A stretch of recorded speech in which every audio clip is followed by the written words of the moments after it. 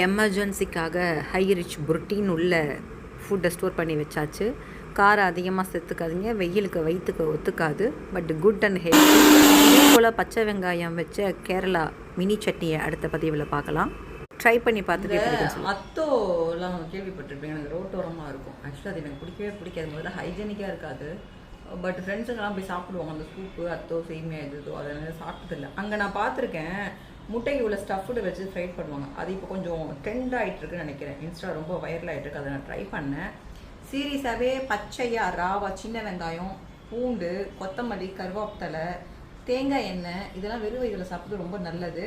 அதுவும் high rich protein, ஏழைகளின் கனிவான வழியில் கிடைக்கிற மிக புரதச்சத்து உள்ள அதிக புரதச்சத்து ஊட்டச்சத்து வந்து முட்டை.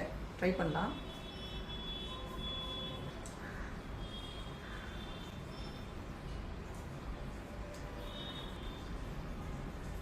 சீரியஸாகவே நல்லா இருக்குது. வெறும் முட்டையை சாப்பிட்றதுக்கெல்லாம் சில பேர் வாமிட் பண்ணுவாங்க.